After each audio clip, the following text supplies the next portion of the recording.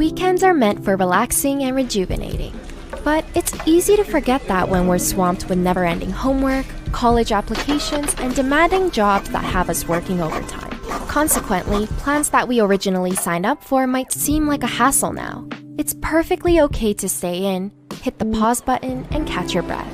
In fact, I'm about to do that myself. So sit back, relax, and come unwind with me. It'll all be okay, I promise. Today is my lazy day. With no plans in sight, I'm starting off with a blank canvas, which means I can paint the day however the way I want it to be. Let's check the weather. Seems like it's cloudy and windy. My favorite, sweater weather.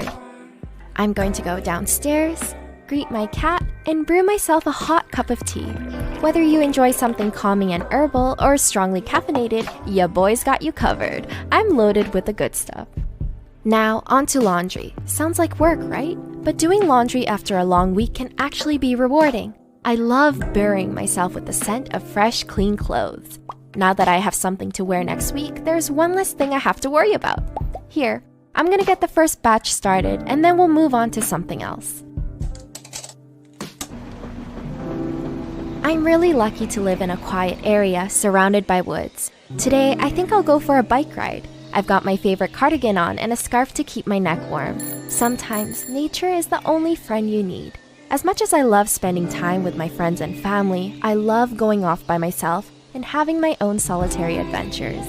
With life these days, it's often quite hard to get some peace and quiet, so when I have the chance, I make the most of it. I've been thinking lately about how much I've let my own anxiety and depression dictate my life. How it stopped me cold from taking certain risks, postponed the time I could have used to work on personal goals, and the way it would keep me up all night. It doesn't have to be that way anymore, if I just learn to let go. If you're going through the same motions, I hope you have the guts to do it too. Ah, wasn't that fun? It felt so good to let the crisp, cool air into my lungs. And the way the leaves fell, it looked like small bits of a kaleidoscope rearranging its patterns. That's what I love the most about fall. You can heal and learn to become what you can still be. Just because everything breaks down in this time of the year doesn't mean good things have to come to an end. Sometimes change happens so better things can fall into place. But we have to be open to receive it. I like to think that with every end comes a new beginning. Come inside now, your ears are getting cold, aren't they? Let's go back to the kitchen and cook ourselves a nice dinner. You'll have to excuse me, I haven't gone grocery shopping yet. Let's see what's available in the pantry. A can of tomato sauce and some angel hair. Looks like we're having spaghetti. Sometimes dinner is the best when it's prepared simple. I'm just gonna chop up an onion and throw in some spinach. Fall makes me nostalgic for my mom's cooking. In fact, I learned how to make this dish from her. Some things never get old. Dinner is always better with some company. Now let's end that night with a hot, relaxing bath. There's nothing like lighting your favorite scented candles and sitting with a good book and music. If you live in the city, it can almost be impossible to slow down when everyone's always rushing to get to the next stop. But when you're in a bathtub, you're safe, warm, and away from all the noise. Whatever sense you picked up from riding the train or being at school, you can leave all of that behind you as you soak in these bubbles. Looks like it's time for bed now. My cat knows too. She's been waiting for me. I love the way she snuggles up close to me.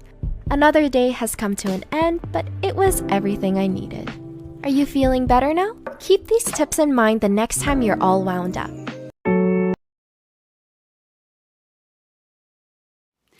Hey, so today I am going to teach you a new breathing technique because so many of you like the box breathing, and this one is called finger breathing, and it was suggested to me by a colleague recently. So it's super simple and you can learn this with colleagues, you can teach it to kids, you could show this video directly to kids. If you are doing, hi kids, hi, do you like my dog? It's Buddy.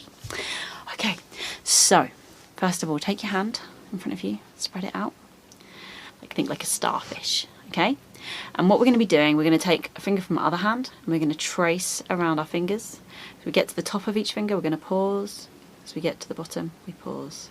So trace nice and slowly, pause, trace and pause, trace and pause. Okay, so now we're going to add the breathing in. Okay, so as you move up, breathe in, pause, breathe out, pause, breathe in, pause, and out. Pause. Breathe in. Pause. And out. Pause. In. Pause. Out. Pause. And in. Pause. And out. Okay, now you've done that, give your hand a little shake. Now stop and have a think. How do you feel now? Do you feel a bit calmer? Or do you want to take another 5? If you want to go again, go again. Just remember, you're just tracing. So in on the way up and pause. Out on the way down and pause. So it's super simple. You can teach this to anyone, any age, and it's something you can do anywhere. You don't need anything except your hands. So just remember, just trace around, use your fingers, take 5. Good luck. I hope it's helpful. I hope you like it. And if you have any other breathing techniques or other simple strategies you would like me to demonstrate in future videos, then let me know by leaving a comment down below. See you next time. Bye.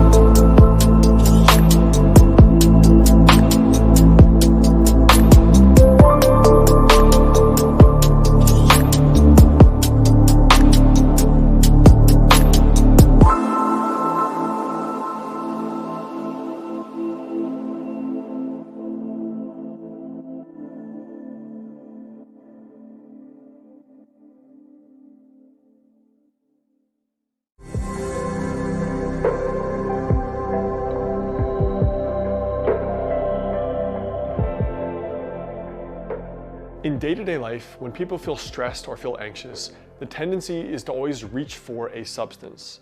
Now that substance can be food, it can be coffee, it can be a medication. But in my experience, the two fastest ways to calm the nervous system are either through breathing or through somatic exercises like physical exercise. Now in this video, I thought I would highlight 4 acupuncture points that you can do acupressure on or self-massage that will often really help downregulate and calm the nervous system. Hey guys, I'm Dr. Alex Hein, Doctor of Acupuncture and Traditional Chinese Medicine and author of the health book Master the Day. Before we jump into this video, I've put together 2 very important links. The first, right below the video, is if you'd like to become a patient of mine locally in Los Angeles or virtually via telemedicine. The second is for a free guide, 4 daily rituals that can potentially help you add years to your life with traditional Chinese medicine. So check them out right there below. Now the very first point that is often massaged, I have a very fond memory of doing judo when I was a child. I was working with a teacher called Dr. Lee, a Korean man who was a very, very high-ranking judoka. One of the classes we were doing, a wrestling, a newaza on our knees, and the 2 of us young boys bonked heads and we both started crying. Now, Master Lee came up to me and he took my hand and he started massaging this point and it was so painful. This point right between the thumb and the index finger, the fleshy pad, right? Massaged it so painful. And I remember within a minute, I was no longer crying and my head wasn't hurting. Now, this point called Hegu is large intestine 4. And it's one of the points we use, it's associated with the large intestine. It's called the yuan source point of the large intestine. But this point in particular is often used for digestive issues and headaches. And it's also used for colds, when you catch a cold or a viral infection. But Hegu is one of those great points you can use for stress, for headaches, or in general, if you want to calm the nervous system down. So there are a few ways of stimulating Hegu that I would recommend. One is just massaging it, right? Massaging it just in a clockwise fashion and applying pressure until it's a little bit sore. So sometimes it's a bit of a weird sensation, Hegu. But the other way is apply pressure, let go. Apply pressure, 2, 3, let go. Apply pressure, let go. Apply pressure, let go. So that's the very first point, Hegu. The second point is called Shanzhong, Shanzhong is really the center of the chest, right? So it's really an anatomical reference. So Ren 17, let's just say, intuitively where you feel the center of your breastbone, right, your sternum to be. It's pretty clear if you go from your throat to the xiphoid, really the top of your epigastrium, and you find really what feels like the center of your sternum. This area is called the mu point of the pericardium. Now, the pericardium in Chinese medicine is often called the Xinbao, the heart protector. And it's interesting because this area in the body, through cultures all over the world, people instinctively cover their chest. When they feel fear or when something is very heartwarming or endearing, people intuitively do this. So the heart is almost the holographic mirror of the nervous system. Because when people feel love or when they feel connected or when they feel afraid, people tend to instinctively protect the chest. But in particular, people don't clutch their stomach. When they feel fear, they clutch their chest. So there's something intuitive and primal, instinctive about covering this area on the chest. This area is often needled for chest-related issues, shortness of breath, chest discomfort, heart pain. And the way I recommend really activating this area is one of 2 ways. The first is taking your palms like this and just clockwise circles. 1, 1,000, 2, 1,000, 3, 1,000. So this sort of tempo, and just doing that for 5 minutes straight. This is one of those motions that for people who have anxiety that prevents them from falling asleep, or people who wake in the middle of the night, doing this for 5 to 10 minutes is often the thing that helps them get to bed, as opposed to relying on a meditation tape or some kind of cognitive behavioral therapy. A somatic exercise is often 10 times more effective than anything cognitive, trying to change your thoughts. Try changing your body, because the anxiety is often in the body, not in the mind. So that's a very effective exercise. The other one is tapping. So I would say try both of these and see what is more calming. Probably the palms will be more calming. But there's a Qigong technique where you say ha, like H-A, ha, and you tap the pericardium point here to help open this area. So that's the second point, Shanzhong. The third point, Taibai, is spleen 3, so the yuan source point of the spleen channel. Now this point is often used for issues with the stomach, the intestines, the pancreas, bloating, gas, indigestion, issues going on in the intestines, changes in bowel movements, that sort of thing. One of the main benefits I've seen of Taibai, massaging this whole channel, the spleen or in the kidney channel, is that it helps people descend the qi, right? Calm the nervous system down, especially for insomniacs. So for this point, very often massaging it and running your hands along the channel, including going into the point kidney 1, yongquan, underneath the foot, will be very, very helpful for helping with sleep, helping calm the overall nervous system. And in China, there's really a folk practice of foot baths. People who can't sleep are viewed to basically have, too much qi ascending, so it can't descend into sleep. So people will do hot foot baths before bed, sometimes even with herbs and spices in them. And it's quite a relaxing thing. It's worth trying if you've never done it before. But massaging those channels often is very, very soothing. And the last point is really gallbladder 20 or bladder 10, this area. Now this area is called Acupuncture or Tianzhu. Tianzhu being celestial or heavenly pillar. And these points on the back of the neck, for one, is obviously a physical location. The suboccipital areas where people hold a lot of tension. Most of us are sitting at desks all day. But also, these points are often needled not only locally for tension there, but often when people get colds and viral infections, for headaches, flus, things like that. The second point, Tianzhu, is a window of the sky point. I think that's what they're called in English. And these points are often used for psycho-emotional conditions. In my opinion, the best way to help this area calm down, or really to downregulate the nervous system, is to have someone lay on their back and just gently put your hands on their suboccipital area. Place your fingers into that little suboccipital ridge, right, where you feel the skull, and just apply gentle pressure and some traction. And this is one of those things that, for people who are severe insomniacs, they may honestly be exclusively relying on medication, and this somatic exercise can be the one on its own that helps them fall asleep. The effect on the nervous system is incredibly profound. So one of the ways you can relax this is during the day. You can just massage it obliquely like this.